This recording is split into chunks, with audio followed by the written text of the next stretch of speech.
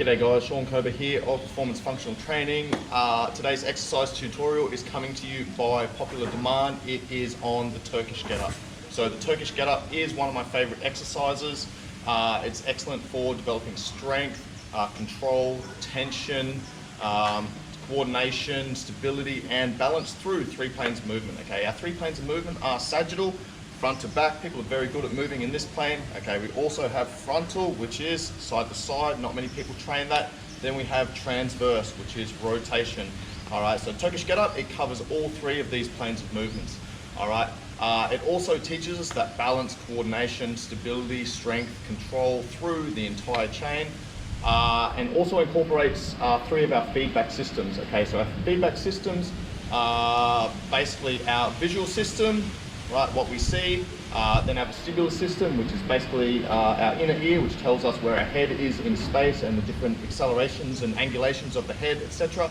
Then we have our proprioceptive feedback system, okay, which is all of these sensory receptors within the hands, within the feet, throughout the body that basically tell us where we are. Now, all of these systems are important for to integrate into movement so that we can ensure quality of movement, good activation, etc. So what these systems do is basically tell the brain what's going on, what muscles need to be firing to create movement.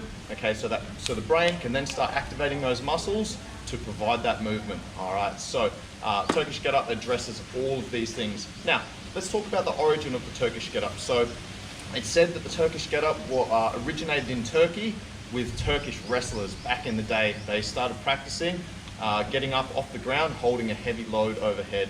All right, Russian soldiers have also used the Turkish get-up to build strength and endurance prior to going to war. An ancient or old school strongman, legend has it that if an apprentice wanted to work with an old school strongman, they would first have to learn the Turkish get-up. The strongman would say, go away, learn how to, or build your strength enough so that you can do a Turkish get-up with 100 pounds. Once you can do that, then come back and you can start your apprenticeship. All right. So again, the reason why I like Turkish get-ups is for numerous benefits. All right. Now, scientific research has actually linked your ability to get up off the ground to a higher quality of life and reduced all-cause mortality.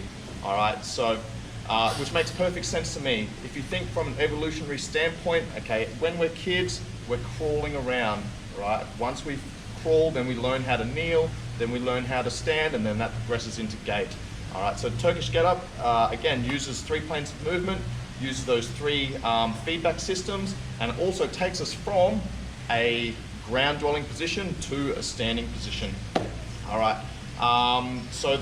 How I use the Turkish get-up is in a myriad of ways, but the first way is for an assessment. If I've got a new client, a new fighter, okay, I'm basically going to take them through a Turkish get-up so that I can assess their feedback systems. I can assess their planes of movement. I can assess their mobility, their stability, their balance, their coordination, their tension, their control, etc. All right, and then that kind of pinpoints areas that might be of concern that I need to dive into in a little bit more detail, whether it's a strength imbalance or a mobility imbalance, etc. All right, so the second way I like to use the Turkish get-up is for priming. Pretty much every day or every second day, depending on what I'm doing, depending on what I'm training, I'll basically do a Turkish get-up. All right, different variations of the Turkish get-up so I can assess how my central nervous system's working that day and basically have a look at how I might need to tweak my training session to account for that. All right, and then the next way that I'm using a Turkish get-up is as a standalone strength exercise. I can also throw it into endurance-based sessions as well, okay, but I'm not going to touch on that too much in this session. All right, so what I'm going to go through is the progressions of the Turkish get-up and how we can go from never being able to, or never having done one, to being able to do them with a decent amount of weight. All right, so the first thing we're going to do is, first thing to note is that I'm working through multiple shoulder positions here. All right, I'm going from a laying position up to a standing position. This is shoulder position 1, 2, 3, 4, 5, 6. All right, so I've got 6 different shoulder positions here. The goal is to maintain tension and stability through the shoulder girdle, stack the joint, pull the shoulder blade down. Okay, keep that arm locked out and the forearm vertical. All right, so the first thing we're going to do, I'm going to break this down into a couple of different phases. Okay, we're going to have the bottom phase, we're going to have the top phase. We're just going to practice this. We're going to do this no load to start with. All right, so what I'm going to do is lay down on the ground. My right arm's up, right ankle comes in. Now I'm loaded, right side. Okay, I'm going to get my elbow around about 45 degrees. I come up onto my elbow. Then I come up onto my hand. From here, make sure there's a decent distance between my hand and my foot so that I can drive my hip high. Okay, I'm firing through the glute, keeping this heel down. All right, then I simply lower back down. One, onto the elbow, roll down onto the back. Let's go through that again. This is the bottom position. All right, right arm, right foot, elbow, hand, hips, back down, hips, elbow, back. All right, that's the bottom position. Next, top position, we're going to practice that. So elbow, hand, hips from here. Again, make sure there's a decent distance between my heel and my hand so that I can get my hips high, sweep my knee through. So I go from here, sweep, knee, kneel, stand, and again, kneel, hand, hips. Practice the top position again, sweep onto the knee, kneel, stand. To get back down, I just reverse that process. This foot always stays planted on this side. My right arm's loaded, my right foot's loaded. All right, so that heel's going to stay there the whole time. It's my opposite leg that's going to move. All right, so then hand, hips, bum, elbow, back. All right, from here, what I'm going to do is I'm going to add a little bit more of a challenge to test my stability. I'm going to start with a shoe. It's a little bit windy here, so hopefully the shoe stays on my hand. All right, but let's practice this movement. I'm going to start. Actually, I'm not going to do that with the shoe. That's a little bit light. This is a little bit breezy, so I'm going to go a little bit heavier on the weight.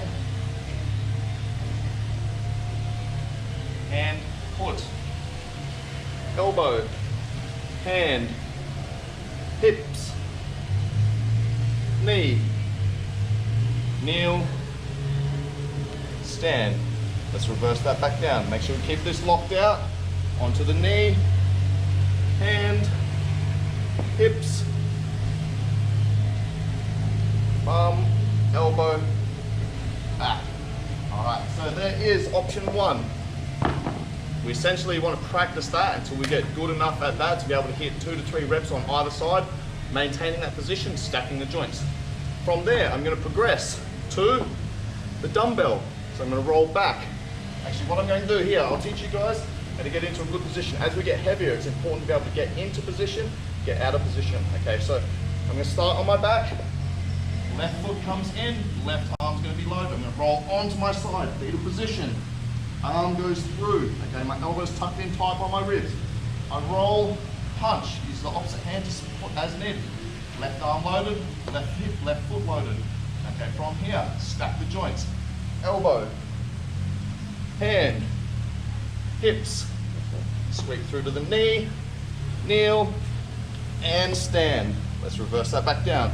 Kneel, hand, hips, bum, elbow, roll down to the back.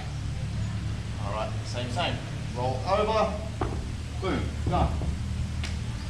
From there, I'm going to progress to a kettlebell. All right, I'm going fairly heavy here. My right side's strong, so I can see the difference between left and right. My right side, I can probably load up a little bit more.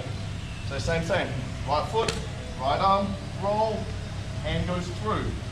My wrist, this is important, my wrist position needs to be locked out here.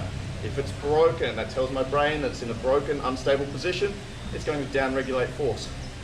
Keep it locked out, stack the joints. Roll, punch. All right, stack the joints, pull the shoulder blade down and back.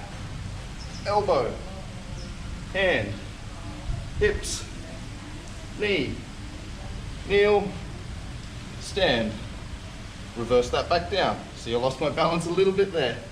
Goal is good quality movement, hips, bum, elbow, and back.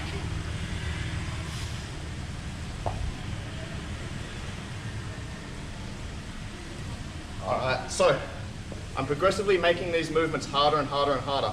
What I'm going to do now is go through a bottoms up kettlebell. This is difficult. All right, so if you do progress to this, make sure you go fairly light so you can maintain good quality movement and stability. All right, I'm going to roll up. Kettlebell's locked out overhead. Left arm loaded, left foot. Elbow, hand, hips, knee, kneel, and stand. Reverse that back down. Knee, hand,